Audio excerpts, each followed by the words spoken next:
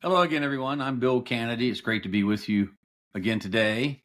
So last time we talked about the 80/20 CEO and the first 100 days. On this one, we're going to talk about what is the first step, right? There's 4 steps that we go through in order to take command of the company and get it back on the rails. And you may remember, so step one was set a goal. Step two is determine the strategy that it takes to go achieve that goal.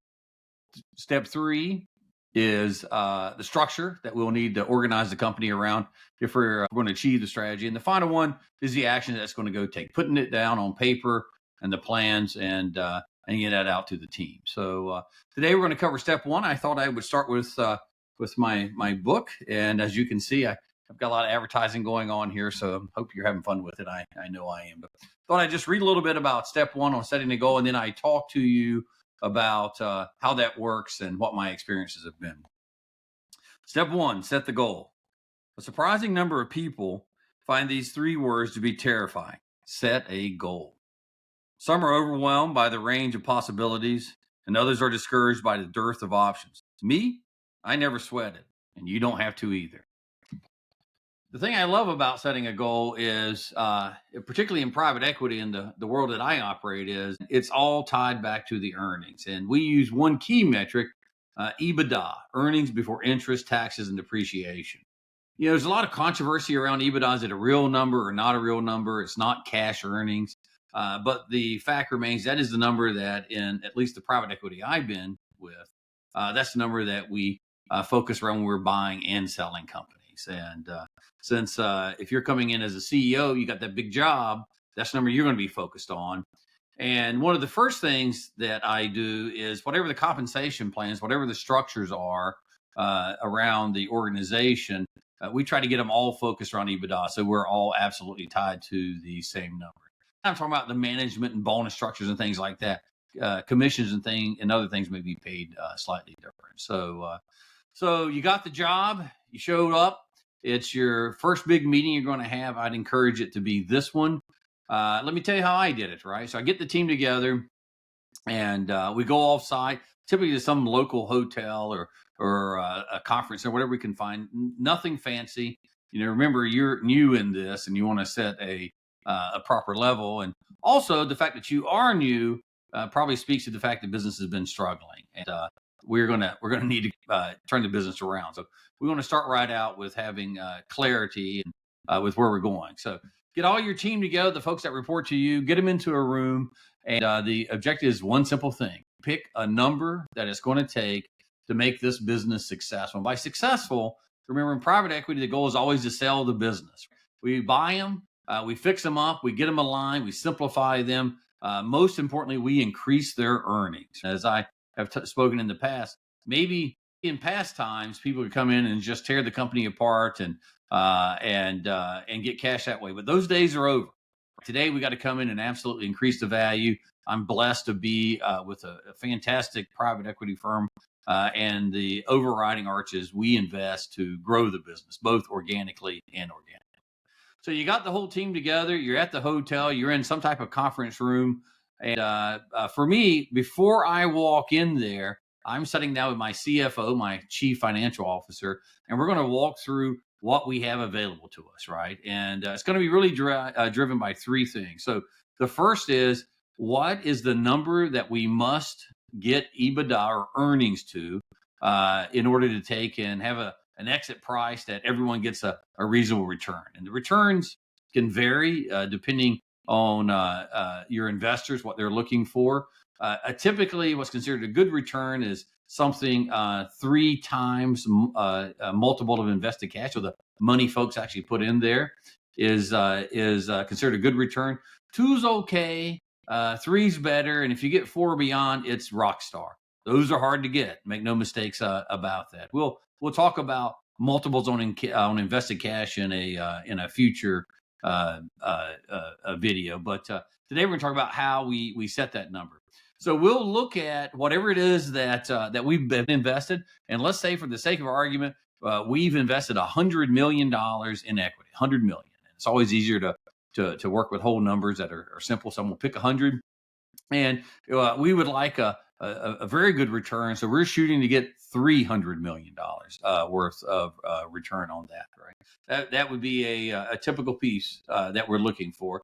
In addition to that, and this is also important in some ways, even more important, we're looking to do that quickly.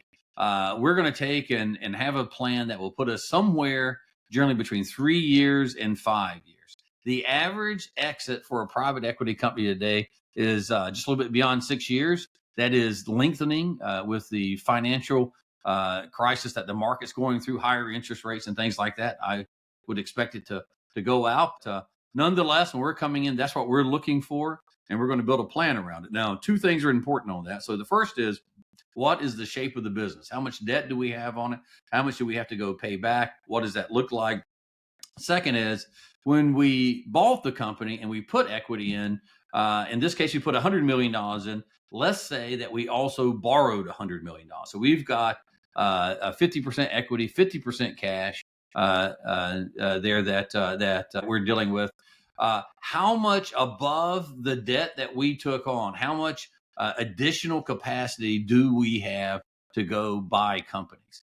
So maybe we used 100 million of our capacity to pay the former owners. Did we have any additional capacity above those loans to pay the former owners? It's important that you have that. That's where you're going to get the money from. Typically, when the company is bought, the private equity firm or the partners or the investors, whoever that may be, is not looking to put more money in. They'll set the capital structure up with the minimum amount of equity they think that it needs to support the business, and the second one is enough debt that they can go out and buy that. So if you paid 100 million or you paid 200 million for it, and you have 100 million in debt that went to it and 100 million in equity, hopefully at the same time you got additional debt capacity, and typically in the form of a revolver loan or a DD, a direct draw term loan. And basically, the way to think of those, they're kind of like a credit card, and you're going to want to go out there, buy your companies with that capacity, whatever that is, and then that'll decide how much you can go buy. So you're sitting there, you looked at your balance sheet capacity you have to go buy companies. That's going to determine how much you can buy. If you want to increase that, typically your company has to perform better. And the way that we do that is through organic sales, right? So we want the sales side to grow at the same time that during our ownership. So as we're walking in that meeting, we're going to have a couple of numbers already in our head. The first is what is our current earnings and how does that compare to where we want it to be? Second is, what is the debt capacity that we have in order to go buy additional companies? And the third piece of it is, what does good look like? What do we need to exit with to get a superior return, to get our capital times 3 back in somewhere around 3 to 5 years? So myself and my CFO will sit down, work through those numbers. Now, here's the part of it. Here's the reason just my CFO and I can do it. It's irrefutable. What I mean by that is the numbers are what the numbers are. This has already been set once the ink is dried on the deal. Doesn't matter what comes next. That's the original piece. Now, the business can perform better or worse, and that'll certainly have an influence on it. But going in what you need to get a return. Now you've got to take and figure out how to go get that. So when you walk into your meeting, you should have that number in your head. And as the CEO, you want to get everyone in that room familiar with what number you're looking for. And this is really important. I can't stress this enough. It's one thing to know a number, but the folks have to feel, one, that they have clarity in what it is, and two, that it's actually possible to get there. If you're setting at $100 million and you need to get it up to $200 million worth of earnings with it, based on the capacity you have and based on the market you're in, will give you some type of information to how fast you can get there. Most of the markets I've worked in are what I call GDP markets, right? And that means it just grows with the economy. So if you've got to grow 20 or 30%, but your business historically grows 3% or 2%, somewhere between 2 and 5, then you got a big gap you got to go bridge. Whatever it is going in there, you need to understand that, have command of your numbers, and lay out the case for your team. As you're in that room, it quickly becomes obvious exactly the folks in that room what command they have of the business. Do they understand where it's at? Do they understand what the current situation is? I use my own personal examples. In the book, I mentioned a company called Phoenix. That's not the actual name of it, but those of you who've worked with me with it know exactly who it is. Absolutely fantastic company, wonderful people. But the company, which has been around since the 60s, was a diversified distributor and a light manufacturer of various industrial products, pumps and compressors and things like that. Wonderful products, wonderful people. But it was a typical GDP business. When you're supplying the infrastructure of this country, that typically goes up and down as infrastructure does. And what you hope to do is that no matter what the market is doing, you're doing better. So if the market's up 2% or 3%, you need to be up 4%, 5%, maybe even 10%. You need to have a good strategy of how you're going to go do that. So you're walking into the meeting, you know what your numbers are. We were coming in, we were sitting on about $70 million worth of earnings, right? EBITDA, and we needed to get to $200 million. And we needed to get there as quick as possible. We walked in and we realized a couple of things. So the first was we had to go get $130 million worth of earnings. We were at 70, we wanted to go to 200, right? And we decided in that meeting that $30 million of that would be organic growth. So taking the current business we have and making it run better, plus taking the market growth. And the other 100 million would be acquisition. So we'd have to go buy $100 million worth of businesses. And the interesting thing, I remember sitting in the room, it was quite funny. Our average deal historically of that business was between $1 and $2 million worth of EBITDA. And if you kind of did the math, that meant we were going to have to do between 50 and 100 deals. And we had laid it out that we'd go do it in 3 years. So it was 30 deals a year, setting there,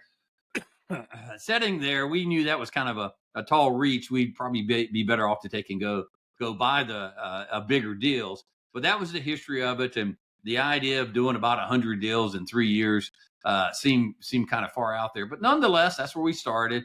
And then with the $30 million of organic earnings, that we would need to go get. We kind of modeled it out, and we knew a couple of things that we would need to grow this business right at about 9% at the time in order to achieve that. So when we left the room, we had stacked hands on 200 million. That would give us the return we were looking for. We'd agreed to $100 million worth of acquisitions and $30 million worth of organic growth. Now, I'll short circuit this by saying 3 years after that, we actually had achieved our goal, but we did not do 100 deals.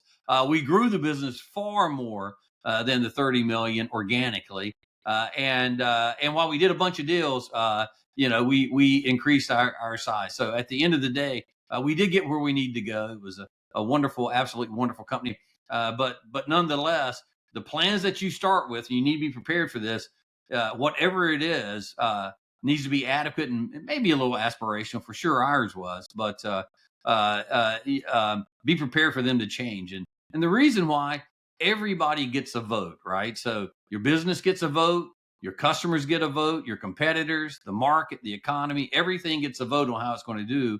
And I believe it was General Pershing who said, we all have wonderful plans right up until the moment that we meet the enemy. And that was for sure what we had. But it gave us a path. It got ourselves together, and it focused us on what we had to do to get the business, one, to be ready to grow, and two, in order to go do deals for us. So it set us in a really good spot, and we were pretty excited about that. So we went into the meeting knowing what the number was. When we walked out of that meeting, we had agreed what the number was, and everybody had ideas. Now, walking out of that meeting, we set the next stage, which was going to be, I believe it was about 45 days later. It was just where the calendar was and holidays and things like that. But for you and for all of us, you typically want to do the next phase in somewhere around 30 days.